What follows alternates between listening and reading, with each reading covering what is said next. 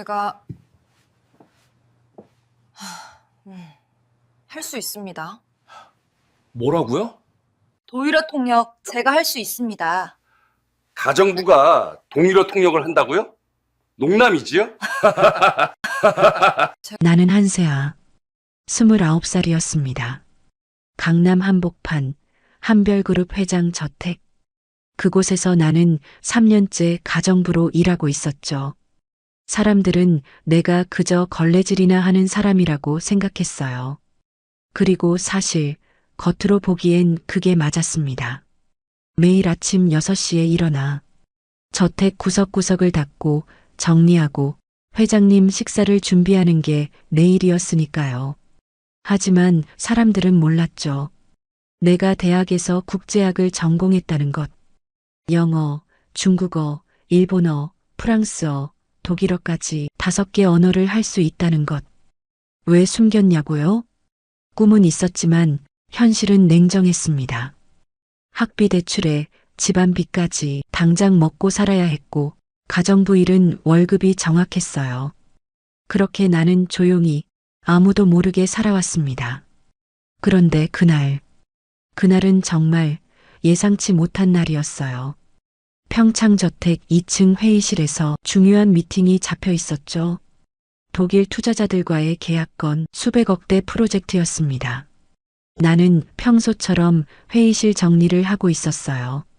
커피잔을 놓고 서류를 정돈하고 그때 회장 비서실에서 난리가 났습니다. 통역사가 안 온대요. 지금 공항에서 연락이 왔는데 비행기가 결항됐대요. 어떡하죠? 30분 후에 미팅인데 비서들이 허둥지둥 전화를 돌리기 시작했어요. 하지만 이미 늦었죠. 회장님은 얼굴이 굳어졌고 임원들은 서로 눈치만 보고 있었습니다. 나는 그 광경을 지켜보면서 가슴이 두근거리기 시작했어요. 내가 할 수 있는데. 하지만 말을 꺼낼 수가 없었습니다. 나는 가정부였으니까요. 그런데 그때 회장님이 한숨을 크게 내쉬며 말했어요. 미팅 취소해. 어쩔 수 없어. 그 순간이었습니다. 내 입에서 말이 튀어나왔어요. 제가 할 수 있습니다. 회의실이 순간 조용해졌어요. 모든 사람들의 시선이 나에게 쏟아졌죠. 비서 정미선이 눈을 휘둥그레뜨며 물었습니다. 뭐라고요? 나는 떨리는 목소리로 다시 말했어요. 독일어 통역, 제가 할 수 있습니다. 그때부터였죠. 정미선이 비웃기 시작했어요. 하린 씨, 지금 무슨 농담이에요? 가정부가 갑자기 독일어 통역을 한다고요? 다른 직원들도 웃음을 터뜨렸습니다. 설마 인터넷 번역기라도 쓰시려고? 아, 진짜 웃기네.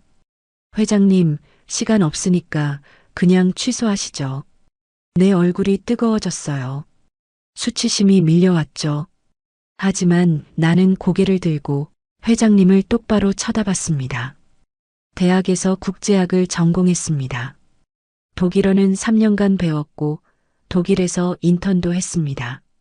제게 기회를 주십시오. 회의실이 다시 조용해졌어요. 회장님은 나를 한참 동안 쳐다봤습니다. 그 눈빛에는 의심과 호기심과 그리고 약간의 조롱이 섞여 있었죠. 그리고 회장님이 말했어요. 좋아. 해봐. 단 조건이 있어. 이 미팅을 성공시키면 월급 10배 인상 그리고 정식 직원으로 채용하지. 하지만 실패하면 당장 짐 싸서 나가는 거야. 임원들이 수군거렸습니다. 회장님, 농담 아니시죠? 월급 10배요? 가정부한테요? 회장님은 웃으며 말했어요. 어차피 못할 거 아니야. 그냥 구경이나 시켜주는 거지, 뭐.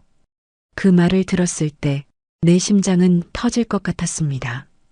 분노와 두려움과 결심이 한꺼번에 밀려왔어요. 좋아. 보여주겠어. 내가 누구인지. 나는 고개를 끄덕였습니다. 감사합니다. 최선을 다하겠습니다. 정미선이 코웃음 쳤어요. 에이, 뭐 어때? 어차피 망하면 재밌잖아.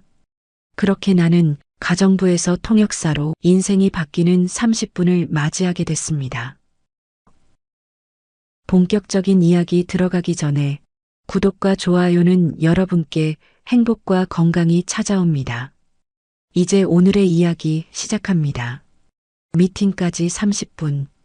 나는 급히 유니폼을 벗고 사물함에서 깨끗한 블라우스를 꺼냈습니다. 손을 씻으면서 거울을 봤어요. 떨리는 손, 창백한 얼굴. 괜찮아, 할 수 있어. 하지만 솔직히 말하면 두려웠습니다. 이 순간이 올 줄은 몰랐으니까요.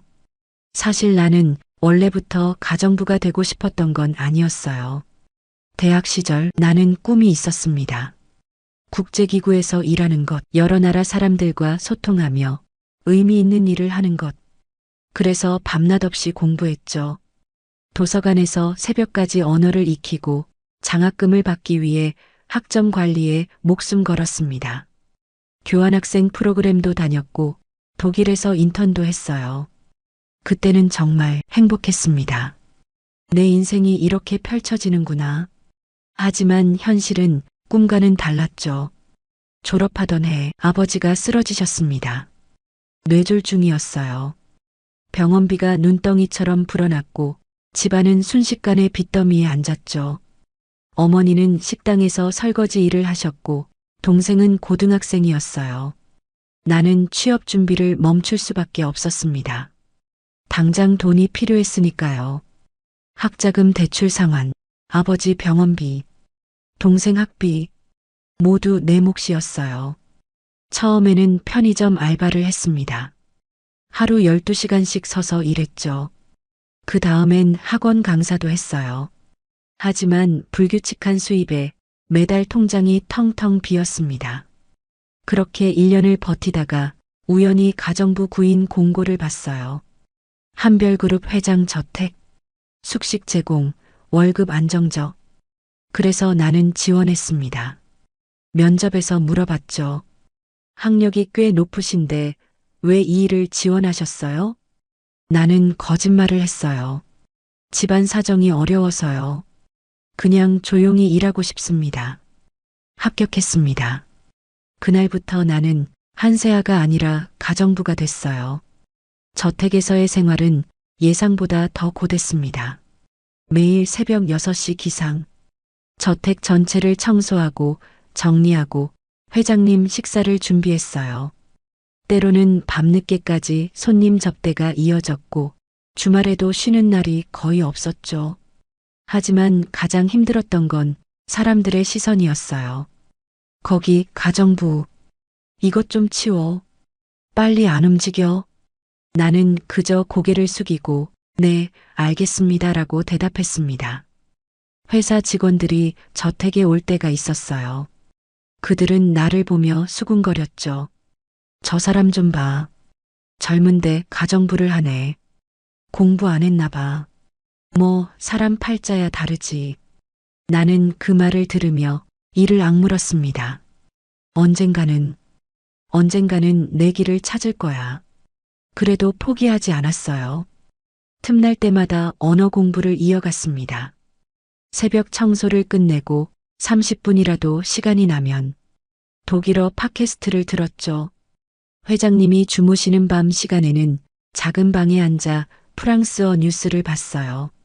언젠가 이 능력이 쓰일 날이 올 거야. 그렇게 믿으며 3년을 버텼습니다. 그리고 오늘 바로 그날이 왔어요. 통역 미팅까지 이제 15분. 나는 거울 속 내 모습을 보며 생각했습니다. 나는 가정부가 아니야. 나는 한세아야. 오늘은 진짜 나를 보여줄 거야. 손을 씻고 머리를 정돈하고 자료를 챙겼어요. 그리고 회의실로 향했습니다. 떨렸지만 동시에 이상하게 차분했어요. 이 순간을 위해 3년을 준비했으니까요. 아니, 어쩌면 대학 시절부터 줄곧 준비해왔던 순간이었죠. 회의실 문 앞에서 나는 깊게 숨을 들이마셨습니다. 할 수 있어. 그리고 문을 열었어요. 회의실 안.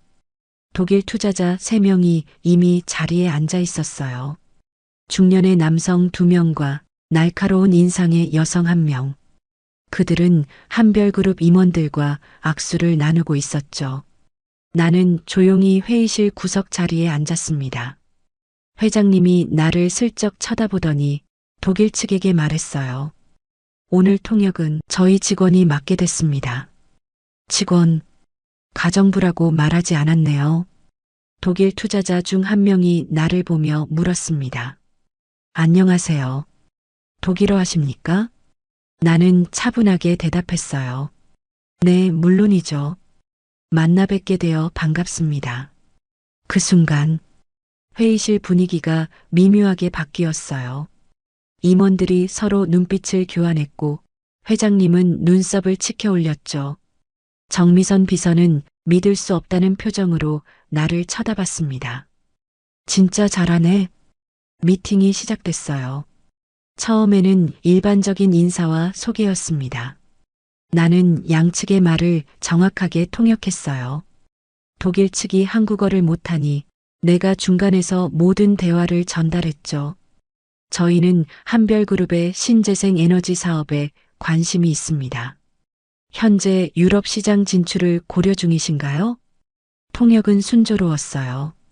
하지만 문제는 그 다음이었습니다. 투자 조건을 논의하던 중 독일 측 대표가 갑자기 얼굴을 찌푸렸어요. 이 조건들은 받아들일 수 없습니다. 나는 통역했죠. 이 조건들은 받아들일 수 없다고 하십니다. 회장님이 당황한 표정을 지었어요. 왜?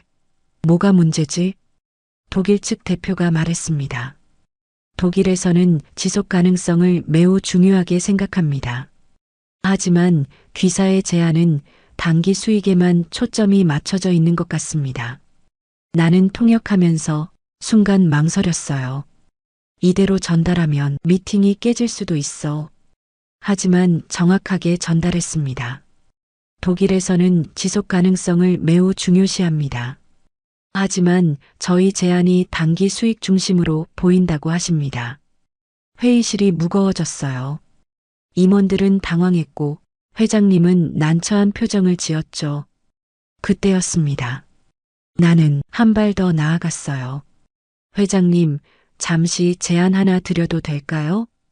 회장님이 나를 쳐다봤습니다. 뭔데? 나는 조심스럽게 말했어요. 독일 기업들은 ESG 경영을 매우 중요하게 생각합니다. 단순히 이익보다는 환경과 사회적 가치를 우선시하죠. 만약 저희가 장기 지속 가능성 계획을 추가로 제시한다면 설득력이 있을 것 같습니다. 회장님은 잠시 생각하더니 고개를 끄덕였어요. 좋아, 한번 해봐. 나는 독일 투자자들을 향해 말했습니다. 독일어로 실례합니다. 제가 한 가지 덧붙여도 될까요? 그들이 고개를 끄덕였어요. 한별그룹은 단기 수익뿐 아니라 장기적인 환경 보호와 지역 사회 기여를 목표로 하고 있습니다. 예를 들어 신재생 에너지 수익의 일부를 지역 환경 보호 프로그램에 재투자할 계획입니다. 또한 독일 기술 표준에 맞춰 친환경 인증을 받은 자재만 사용할 것입니다. 독일 측 대표의 표정이 조금씩 풀렸어요. 그건 좀 더 나은 것 같네요. 구체적인 계획이 있습니까? 나는 회장님께 통역했습니다. 구체적인 계획이 있는지 물으십니다. 회장님은 잠시 생각하더니 옆에 있던 임원에게 지시했어요. 환경보고서 가져와, 빨리. 그리고 나를 보며 말했습니다. 계속해봐. 내가 알아서. 나는 고개를 끄덕이고 독일 투자자들과 대화를 이어갔어요. 환경기준, 인증 절차, 지역사회 협력 방안. 나는 대학 시절 배웠던 지식을 독일 인턴 시절 경험했던 것들을 모두 끄집어내 설명했습니다. 그들은 점점 더 관심을 보였어요. 당신은 독일 비즈니스 문화를 잘 이해하시는 것 같네요. 나는 미소 지으며 대답했습니다. 저는 베를린에서 1년간 일한 경험이 있습니다. 아, 정말요? 정확히 어디에서? 대화가 자연스럽게 풀렸어요. 그들은 독일 이야기를 꺼냈고 나는 그때의 경험을 나눴죠. 문화적 공감대가 형성됐습니다. 1시간 후 미팅은 성공적으로 끝났어요. 독일 투자자 대표가 악수를 청하며 말했습니다. 협력을 기대하겠습니다. 계약은 성사됐습니다. 회의실 문이 닫히자 회장님이 나를 쳐다봤어요. 그 눈빛은 이전과 달랐습니다. 한세아 씨, 네, 회장님. 잘했어. 그 한마디가 내 3년의 시간을 보상해 주는 것 같았어요. 정미선 비서는 아무 말도 하지 못했고 임원들은 서로 수군거렸죠. 저 사람이 진짜 가정부 맞아? 아니, 저 정도면 전문 통역사 수준인데? 회장님이 비서실장에게 지시했습니다. 한세아 씨 정식 직원으로 발령 준비해. 월급은 약속대로 10배야. 그리고 비서실 소속으로 배치하고. 나는 그 말을 듣는 순간 눈물이 날 것 같았어요. 하지만 참았습니다. 감사합니다, 회장님. 그날 저녁, 나는 작은 방에 앉아 창밖을 바라봤어요. 달빛이 내려앉은 저택.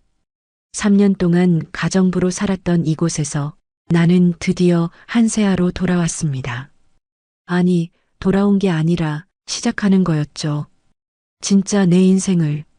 정식 발령 첫날, 나는 비서실 사무실에 출근했습니다. 새 명함을 받았어요. 한별그룹 비서실 통역 담당 한세아. 명함을 보는 순간 실감이 났습니다. 나 정말 해냈구나. 하지만 그 기쁨은 오래가지 못했어요. 사무실에 들어서자 직원들의 시선이 느껴졌습니다. 호기심, 의심, 그리고 불편함. 저 사람이 그 가정부? 회장님이 특채했대. 월급 10배래. 말도 안 되지 않아? 속닥이는 소리가 들렸어요. 나는 모르는 척하며 내 자리로 향했습니다. 책상은 사무실 구석 끝. 창문도 없고 사람들 동선에서도 멀리 떨어진 곳이었죠. 뭐, 괜찮아. 일만 잘하면 돼. 나는 컴퓨터를 켜고 업무를 시작했습니다. 하지만 그날부터 이상한 일들이 생기기 시작했어요. 첫 번째는 점심시간이었습니다. 구내식당에 혼자 가려는데 아무도 같이 가자고 하지 않았어요. 예전 같으면 가정부 식당에서 혼자 먹었으니까 익숙한 일이긴 했죠. 하지만 이젠 상황이 달랐습니다. 나는 직원이었으니까요. 식당에 들어가자 비서실 직원들이 한 테이블에 모여 앉아 있었어요. 나는 빈자리에 가려고 했습니다. 그때 누군가 말했죠. 아, 여기 자리 없는데요. 저기 다른 테이블 가시면 안 될까요? 나는 아무 말 없이 혼자 구석자리에 앉았습니다. 밥을 먹는 내내 그들의 웃음소리가 들렸어요. 괜찮아. 시간이 지나면 달라질 거야. 하지만 시간이 지나도 상황은 나아지지 않았습니다. 두 번째는 업무였어요. 정미선 비서가 나를 불렀습니다. 한세아 씨, 이거 번역 좀 해줄래요?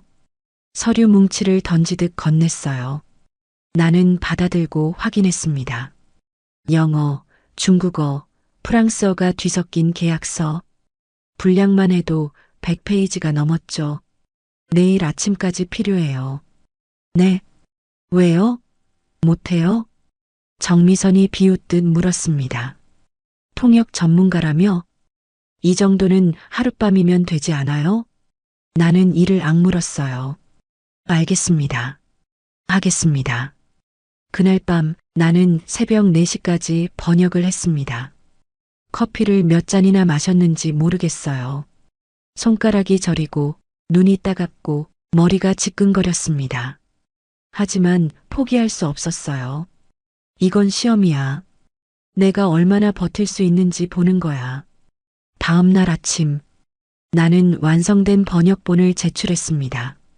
정미선은 대충 훑어보더니 별말 없이 받았어요. 수고했어요. 감사 인사도 칭찬도 없었습니다. 그저 당연하다는 듯이. 세 번째는 회의 자리였습니다. 비서실 주간 회의.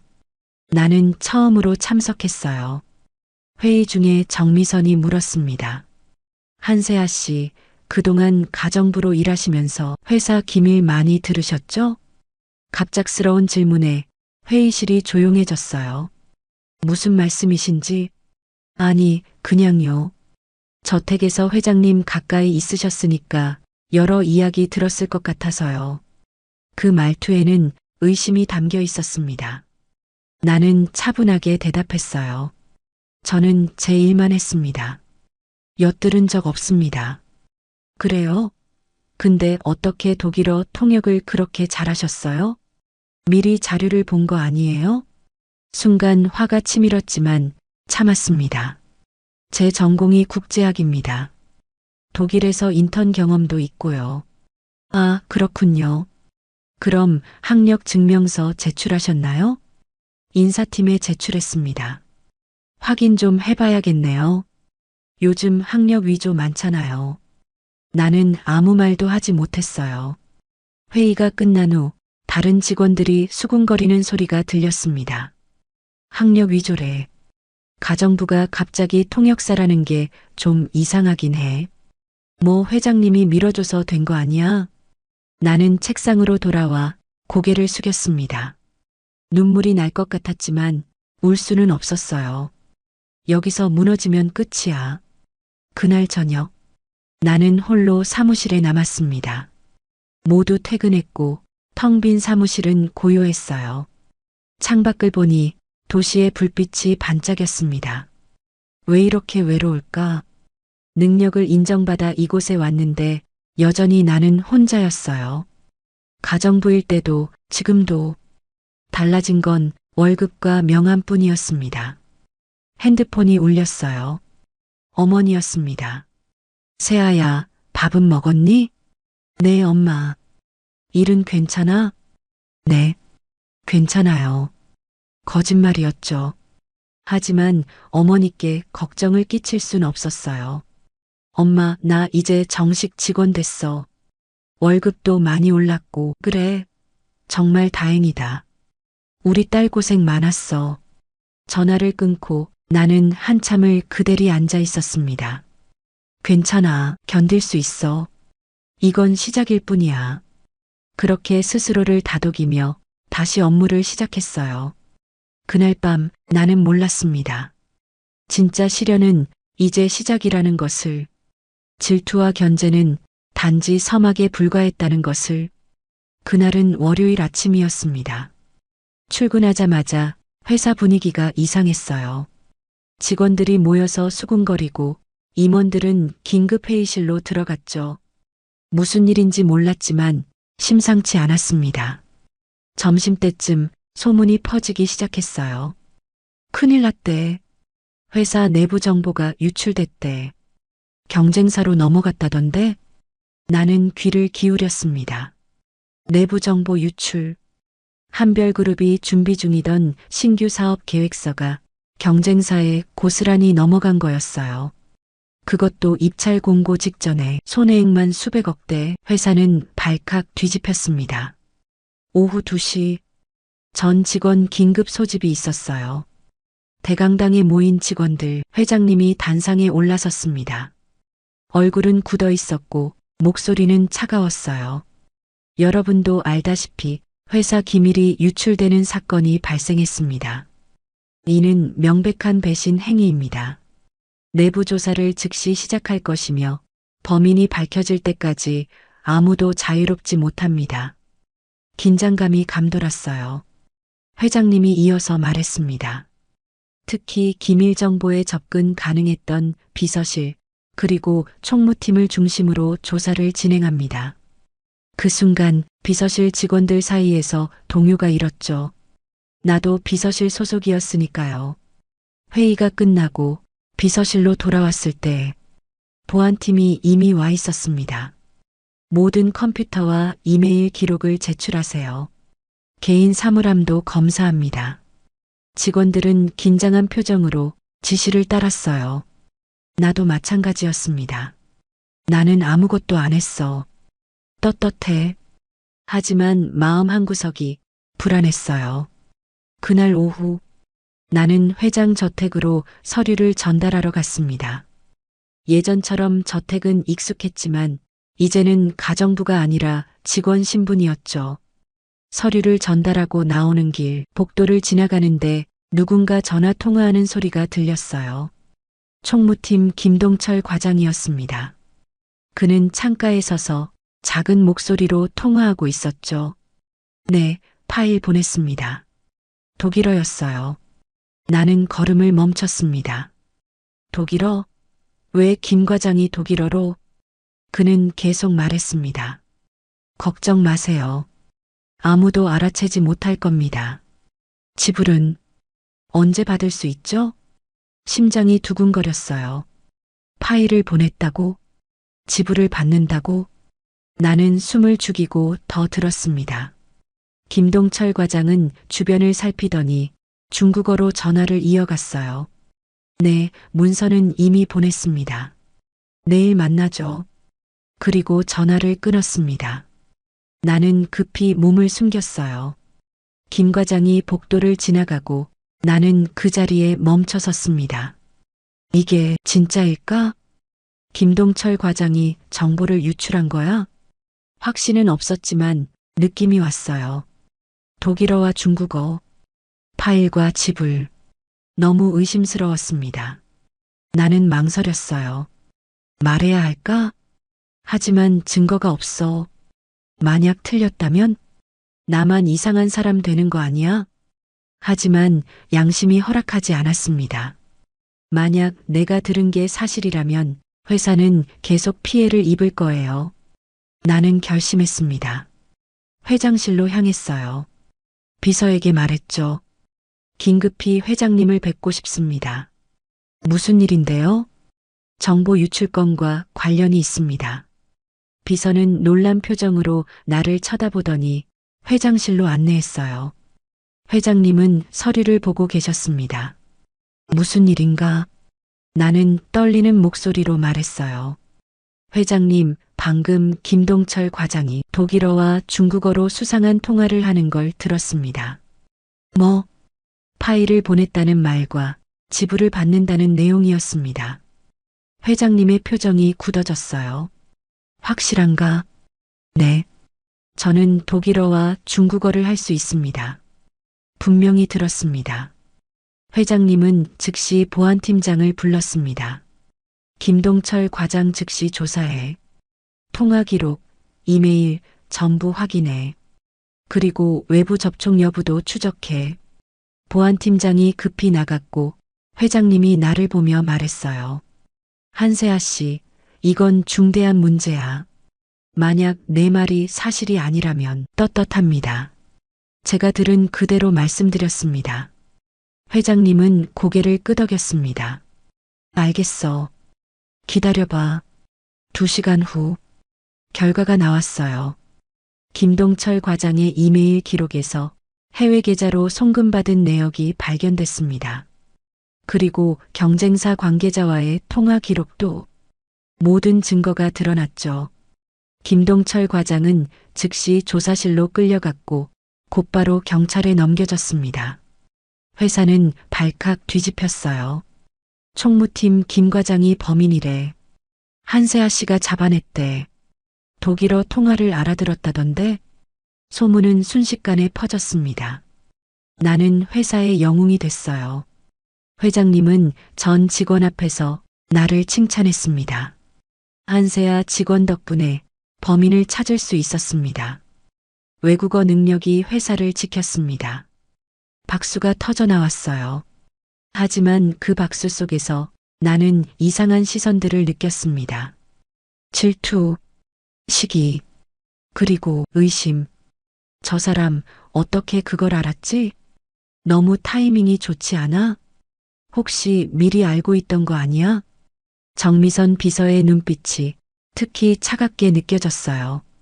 그날 밤 나는 집으로 돌아가며 생각했습니다. 나 잘한 거 맞지? 영웅이 된 기분보다는 더 큰 외로움이 밀려왔어요. 그리고 알 수 없는 불안감. 이제 끝인 걸까? 아니었습니다. 이건 시작에 불과했어요. 진짜 지옥은 이제부터였습니다. 김동철 과장이 연행된 지 일주일이 지났습니다. 회사는 조금씩 안정을 찾아가는 것 같았어요. 나는 여전히 바쁜 일상을 보내고 있었죠.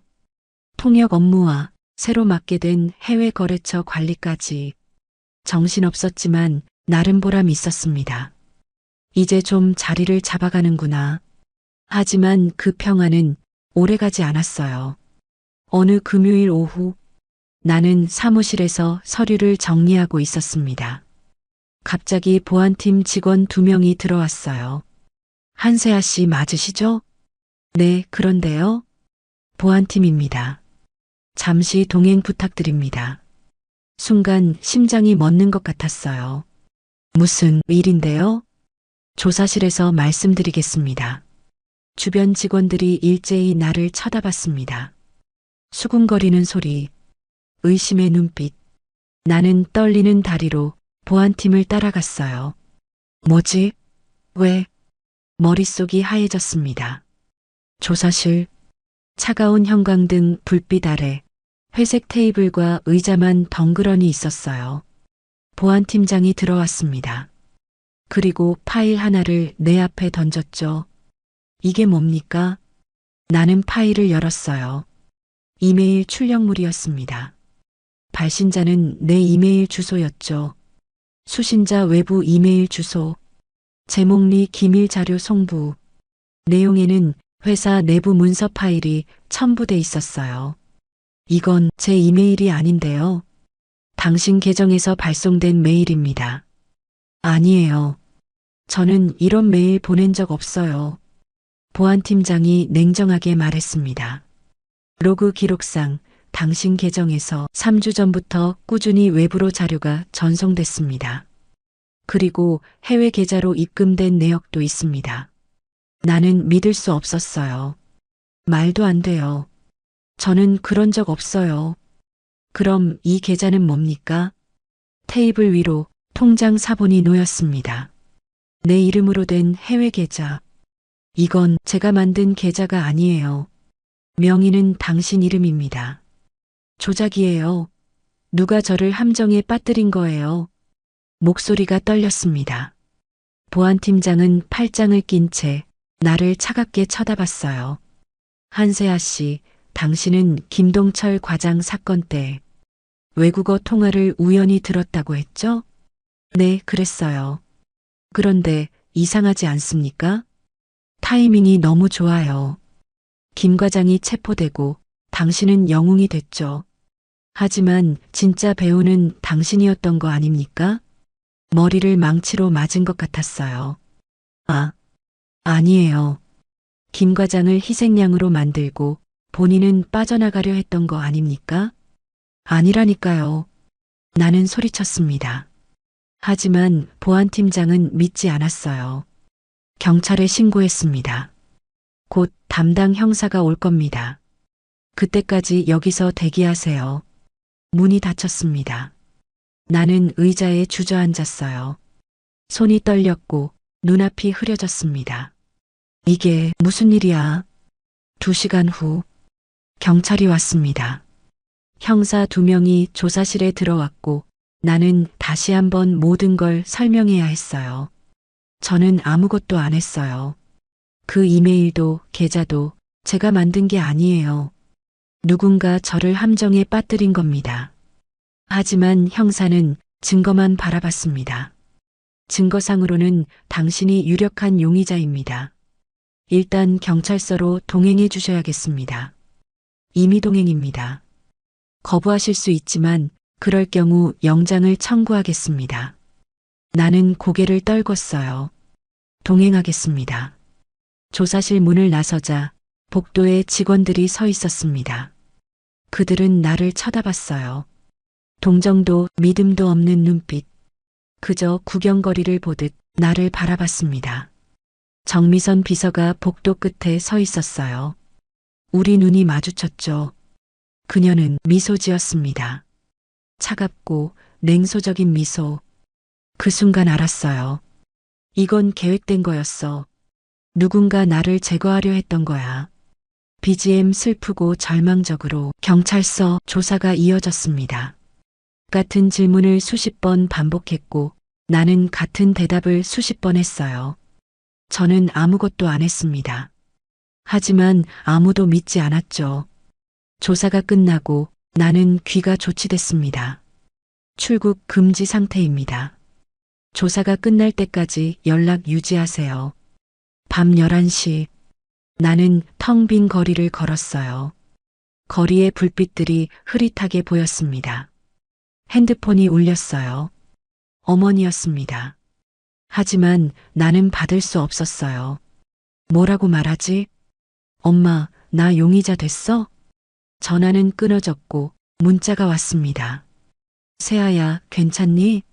전화 안 받네. 눈물이 흘러내렸습니다. 처음으로 참을 수 없었어요. 거리 한복판에서 나는 그대로 주저앉아 울었습니다. 집에 돌아왔을 때 집은 너무 조용했어요. 작은 원룸. 여기서 나는 3년 동안 꿈을 꾸며 살았습니다. 언젠가 나아질 거라고, 언젠가 인정받을 거라고. 하지만 지금 모든 게 무너져 내렸어요. 나는 침대에 누워 천장을 바라봤습니다.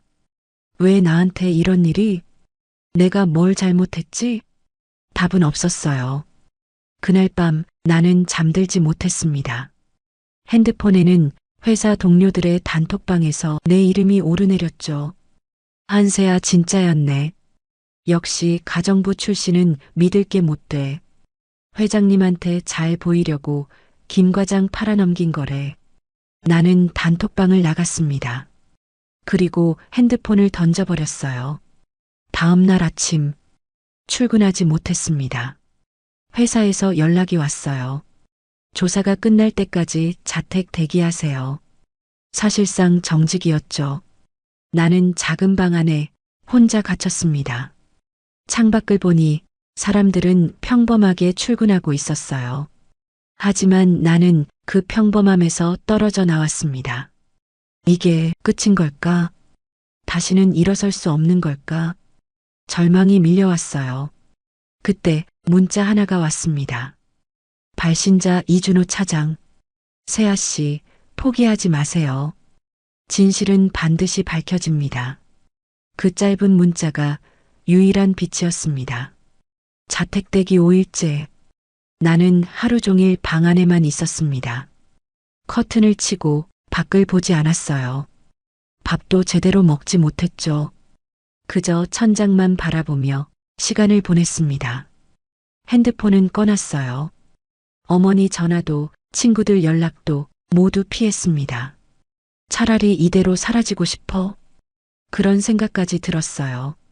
그때 초인종이 울렸습니다. 나는 무시하려 했죠. 하지만 초인종은 계속 울렸고 문 두드리는 소리까지 들렸어요. 세아 씨, 한세아 씨, 이준호 차장의 목소리였습니다. 나는 천천히 일어나 문을 열었어요. 이준호 차장이 서 있었습니다. 그는 내 얼굴을 보더니 한숨을 쉬었어요. 언제 마지막으로 밥 먹었어요? 모르겠어요. 일단 안으로 들어가죠. 이준호 차장은 편의점에서 사온 김밥과 음료를 건넸습니다. 일단 드세요. 그리고 제 말 들어봐요. 나는 김밥을 한 입 베어 물었어요. 맛을 느낄 수 없었지만 기계적으로 씹었습니다. 이준호 차장이 말했습니다.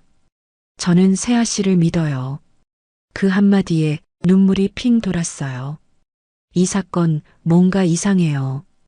타이밍도 그렇고 증거도 너무 완벽하거든요. 누군가 의도적으로 꾸민 거라는 생각이 들었어요. 그래서 제가 직접 조사를 시작했습니다. 뭐라고요? 이준호 차장은 노트북을 꺼냈어요. 일단 보안 로그를 확인했습니다. 화면에는 내 계정 접속 기록이 떠 있었어요. 세아 씨 계정에서 메일이 발송된 시간 11월 3일 오후 9시 47분. 그 시각에 세아 씨는 어디 있었죠? 나는 기억을 더듬었습니다. 그날 회장 저택에서 야근했어요. 서류 정리 때문에. 맞아요. 저도 그날 저택에 있었거든요. 이준호 차장이 화면을 넘겼습니다. 그런데 세아 씨 계정 접속 IP 주소를 보세요. 본사 사무실이에요. 순간 정신이 번쩍 들었어요. 저는 그날 저택에 있었어요. 사무실에 없었다고요. 그렇죠. 그래서 CCTV를 확인했습니다. 이준호 차장이 영상을 재생했어요. 화면 속 저택 복도를 걸어가는 내 모습이 보였습니다. 시간은 오후 9시 30분. 세아 씨는 이 시간에 저택에 있었어요. 그리고 오후 11시까지 저택을 나가지 않았죠. 그런데 어떻게 동시에 사무실에서 메일을 보낼 수 있겠어요? 희망이 보이기 시작했습니다. 그럼 누가 제 계정을 해킹한 거예요? 정확합니다. 이준호 차장이 계속 설명했어요. 더 조사한 결과 세아 씨 계정에 원격 접속한 흔적을 발견했습니다. 그리고 그 접속 시도가 있었던 컴퓨터를 추적했죠. 누구예요? 이준호 차장이 화면을 보여줬습니다. 접속 기록 사용자 정미선. 부서 비서실. 심장이 뛰기 시작했어요. 정미선 비서가. 네. 그녀가 세아 씨 계정을 해킹해서 정보 유출 메일을 보낸 겁니다. 그리고 해외 계좌도 세아 씨 명의로 위조했고요. 분노가 치밀었습니다. 왜 저한테 이런 짓을? 아직 모릅니다. 하지만 혼자 한 건 아닐 거예요. 이준호 차장이 진지하게 말했어요. 정미선은 실행자일 뿐 배우가 따로 있을 겁니다. 누군가 세아 씨를 없애고 싶어 했던 거죠. 누가요? 그건 제가 더 조사해 봐야 해요. 하지만 일단 이 증거면 세아 씨 누명은 벗을 수 있습니다. 눈물이 쏟아졌어요.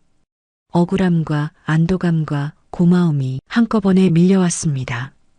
차장님, 정말 감사합니다. 아직 끝난 게 아니에요. 진짜 범인을 잡아야죠. 이준호 차장은 회장님께 보고하기 위해 저택으로 향했습니다. 나도 함께 갔어요. 5일 만에 밖으로 나왔습니다. 햇빛이 눈부셨어요. 저택에 도착해 회장 집무실로 향했습니다. 이준호 차장이 증거를 제출했죠. 회장님, 한세아 직원은 결백합니다. 이 자료가 증거입니다. 회장님은 자료를 꼼꼼히 살폈어요. CCTV 영상, 보안 로그, 해킹 흔적, 모든 것이 명확했습니다. 회장님의 얼굴이 굳어졌어요. 정미선이, 네. 그녀가 한세아 직원을 함정에 빠뜨렸습니다. 회장님은 한참 동안 침묵했습니다. 그리고 책상 서랍을 열었어요. 뭔가를 꺼내더니 망설이는 표정을 지었죠. 세아 씨. 네, 회장님. 내가 누군지 아는가? 갑작스러운 질문에 나는 당황했습니다. 무슨 말씀이신지. 회장님은 낡은 봉투 하나를 꺼냈어요. 그리고 그걸 내게 건넸습니다. 이걸 보게. 나는 떨리는 손으로 봉투를 받았어요. 안에는 오래된 서류가 들어 있었습니다. 출생신고서, 이름 한세아, 출생일 1996년 3월 15일, 부 박정민, 모 이수진, 부 박정민? 그 이름을 보는 순간 머리가 하얘졌어요. 박정민, 한별그룹 회장. 이게 무슨... 회장님이 천천히 말했습니다. 세아 씨, 자네는 내 딸일세. 세상이 멈춘 것 같았어요. 뭐라고요? 30년 전 나에게 사랑했던 사람이 있었네. 이수진이라는 여자였지. 하지만 집안의 반대로 우리는 헤어질 수밖에 없었어. 그때 그녀가 임신한 줄 몰랐네. 세아 씨가 태어난 지 얼마 안 돼. 그녀는 세상을 떠났고 자네는 친척 집으로 보내졌어. 나는 말을 잃었습니다. 그걸 왜 이제야? 회장님이 고개를 숙였어요. 미안하네. 나도 최근에야 알았어. 우연히 옛 친구를 만나서 들었지. 그리고 자네가 우리 집에서 일한다는 걸 알고 확인했네. DNA 검사까지. 봉투 안에는 DNA 검사 결과지도 들어 있었어요. 일치율 99.9%. 나는 주저앉고 싶었습니다. 그럼 저를 가정부로 용서해주게. 나는 비겁했어. 자네를 딸로 인정하면 회사 내부에서 반발이 있을 거라 생각했지. 그래서 지켜만 봤네. 하지만 자네가 이렇게 능력 있는 사람인 줄 몰랐어. 분노와 슬픔과 혼란이 뒤섞였습니다. 저는 3년 동안 말이 나오지 않았어요. 회장님이 다가와 내 어깨에 손을 얹었습니다. 이제라도 바로잡고 싶네. 자네를 제대로 된 자리에 세우고 싶어? 나는 고개를 저었어요. 아니에요. 뭐? 저는 딸로 인정받고 싶지 않아요. 한세아로 살고 싶어요. 실력으로 인정받고 싶습니다. 회장님은 잠시 놀란 표정을 지었지만 곧 미소 지었어요. 역시 내 딸이구만. 그날 나는 두 가지 진실을 알게 됐습니다. 하나는 내가 누명을 벗었다는 것. 그리고 다른 하나는 내가 회장의 딸이라는 것. 하지만 나는 선택했어요. 한세아로 살기로. 실력으로 증명하기로. 이제 남은 건 진짜 범인을 밝히는 것뿐이었습니다. 일주일 후 한별그룹 정기 주주총회가 열렸습니다. 본사 대강당. 수백 명의 주주들과 임원들이 모였어요. 나도 그 자리에 있었습니다. 복직된 상태였죠. 이준호 차장의 증거 덕분에 경찰 조사는 종결됐고 나는 결백을 인정받았습니다. 하지만 아직 회사 사람들은 몰랐어요. 진실을 오늘 모든 것이 밝혀질 예정이었습니다. 주주총회가 시작됐어요. 회장님이 단상에 올랐습니다. 오늘 이 자리에서 중요한 발표를 하나 하겠습니다. 최근 우리 회사에 발생한 정보 유출 사건, 그리고 그와 관련된 내부 조작 사건에 대해서입니다. 강당이 술렁이기 시작했어요. 정미선 비서는 뒷자리에 앉아 긴장한 표정을 짓고 있었습니다. 그리고 그 옆에는 회장의 친척인 박재욱 상무가 앉아 있었죠. 회장님이 계속 말했습니다. 먼저 영상 하나를 보시겠습니다. 스크린에 영상이 떴어요. CCTV 화면이었습니다. 11월 3일 오후 9시 47분. 사무실. 정미선 비서가 자리에 앉아 컴퓨터를 조작하고 있었어요. 그녀는 주위를 살피더니 빠르게 키보드를 두드렸습니다. 화면 확대. 그녀가 접속한 계정이 보였어요. 내 계정이었습니다. 강당이 웅성거렸어요. 저게 뭐야? 정미선 비서가 한세아 계정을 해킹한 거야? 영상은 계속됐습니다. 정미선이 메일을 작성하고 파일을 첨부해 발송하는 장면.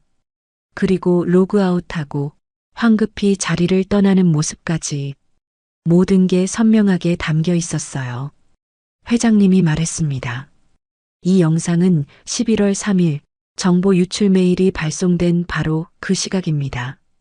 정미선 비서가 한세아 직원의 계정을 해킹해 허위 정보를 유출하고 그 죄를 한세아 직원에게 뒤집어 씌웠습니다.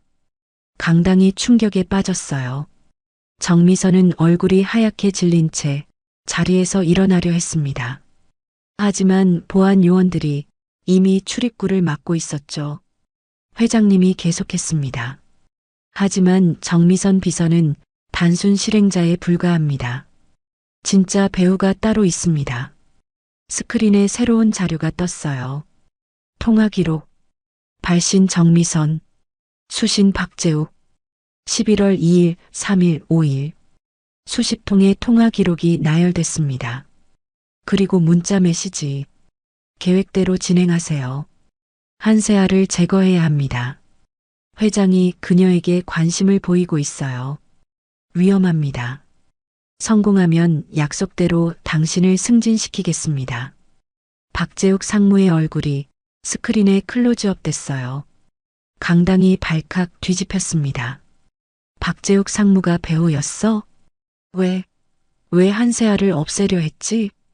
회장님이 차분하게 설명했습니다. 박재욱 상무는 제 친척이자 경영승계 후보 중 한 명이었습니다. 하지만 최근 제가 한세아 직원에게 관심을 보이자 위협을 느꼈던 것 같습니다. 그래서 정미선 비서를 사주해 한세아를 제거하려 했습니다. 박재욱 상무가 벌떡 일어났어요. 말도 안 돼. 증거가 어디 있어? 회장님이 냉정하게 말했습니다. 증거는 충분합니다. 스크린에 또 다른 자료가 떴어요. 박재욱 상무 명의의 해외 계좌, 그리고 정미선에게 송금한 내역. 1억 원. 날짜는 11월 4일. 바로 내가 누명을 쓴 다음 날이었습니다. 이건 조작이야. 박재욱이 소리쳤지만 아무도 믿지 않았어요. 회장님이 보안팀에 지시했습니다. 박재욱 상무와 정미선 비서, 두 사람 모두 연행하세요. 보안 요원들이 다가갔어요. 정미선은 주저앉으며 울기 시작했습니다. 죄송합니다. 제가 잘못했어요. 박 상무가 시켰어요. 저는 지시만 따른 거예요. 박재욱은 버티려 했지만 이내 무너졌죠. 회장님, 제발 경영권을 지키려던 거였어요. 한세아 같은 애가 갑자기 나타나서 그의 목소리는 강당을 가득 채웠습니다. 모두가 지켜보는 가운데 두 사람은 끌려나갔어요. 조용해졌습니다. 회장님이 나를 쳐다봤어요. 한세아 직원, 앞으로 나오세요. 나는 떨리는 다리로 단상으로 걸어갔습니다. 수백 명의 시선이 느껴졌어요. 회장님이 말했습니다. 한세아 직원은 억울한 누명을 썼습니다. 하지만 굴하지 않고 진실을 밝히기 위해 노력했습니다. 오늘 이 자리에서 공식적으로 사과드립니다. 회장님이 고개를 숙였어요.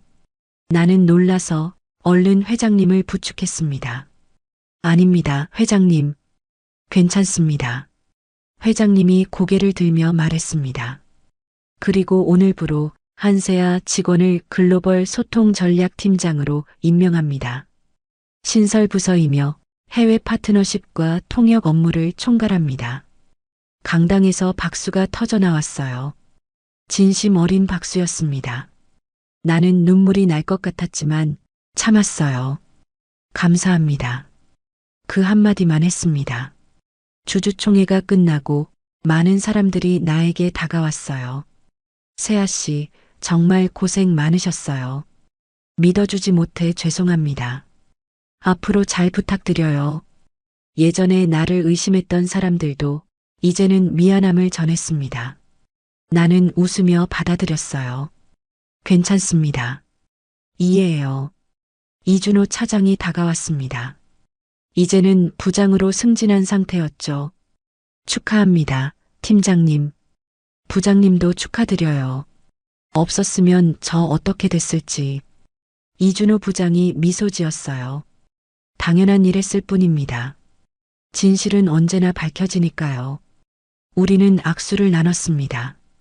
그날 저녁, 나는 혼자 회사 옥상에 올라갔어요. 도시의 야경이 펼쳐져 있었습니다. 반짝이는 불빛들. 3년 전 이 도시에서 나는 꿈을 이뤘다고 생각했어요. 하지만 오늘 다시 찾았습니다. 아니, 더 큰 꿈을. 바람이 불어왔어요. 나는 깊게 숨을 들이마셨습니다. 이제 시작이야. 진짜 내 이야기는 이제부터야. 핸드폰이 울렸어요. 어머니였습니다. 이번엔 받았어요. 여보세요, 엄마. 세아야. 뉴스 봤어. 우리 딸 팀장 됐다며. 응, 엄마. 됐어. 고생 많았다, 우리 딸. 어머니의 목소리에 눈물이 핑 돌았습니다. 괜찮아, 엄마. 다 지나갔어. 이제 좋은 일만 있을 거야. 전화를 끊고 나는 다시 야경을 바라봤어요. 달빛이 도시를 비추고 있었습니다. 그 빛처럼 나도 누군가에게 빛이 되고 싶었어요. 가정부에서 시작해 이 자리까지 온 나처럼 누군가도 일어설 수 있다는 걸 보여주고 싶었습니다. 6개월이 흘렀습니다. 글로벌 소통 전략팀. 작은 회의실에서 시작한 우리 팀은 이제 15명의 팀원을 두게 됐어요.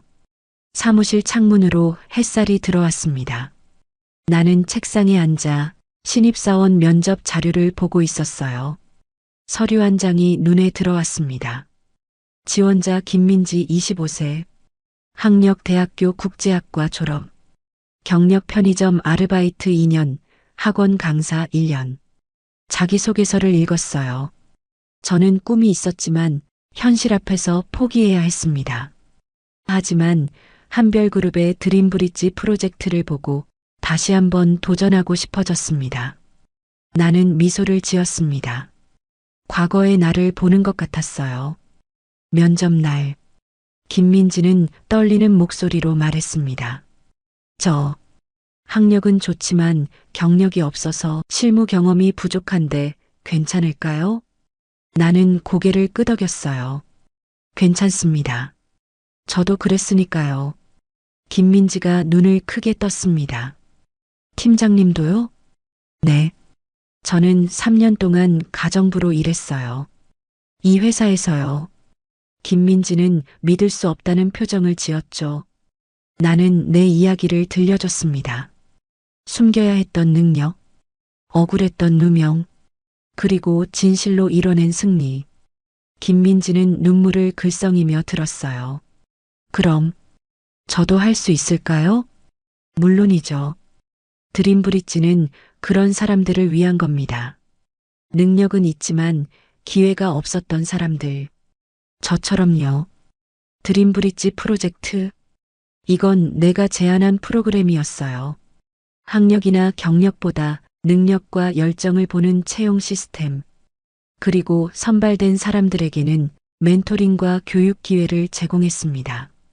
첫 기수로 5명이 선발됐고 김민지도 그중 한 명이 됐어요. 그들을 보면 과거의 내가 떠올랐습니다. 간절함, 열정, 그리고 증명하고 싶은 마음. 나는 그들에게 말했어요. 여러분은 부족한 게 아닙니다. 단지 기회가 없었을 뿐이에요. 이제 그 기회를 드립니다. 여러분의 능력을 마음껏 펼치세요. 그들의 눈빛이 빛났습니다. 그 눈빛이 나에게 힘이 됐어요. 어느 날 오후, 회장님이 우리 팀을 방문했습니다. 잘 꾸려가고 있구만. 감사합니다, 회장님. 회장님은 팀원들을 둘러보더니 만족스러운 표정을 지었어요. 세아 씨, 잠깐 얘기 좀 할까? 우리는 복도로 나왔습니다. 회장님이 조심스럽게 물었어요. 아직도 날 용서하지 못했나? 나는 고개를 저었습니다. 용서할 게 없어요. 회장님이 아니었다면 저는 여기까지 오지 못했을 겁니다. 가정부로 일하며 배운 것들, 억울함을 이겨내며 단단해진 마음, 모두 제 자산이 됐어요. 회장님이 눈시울을 붉혔습니다. 고맙네. 그렇게 말해줘서. 그리고 딸로 인정받지 않겠다는 거 아직도 그 생각인가? 나는 고개를 끄덕였어요. 네.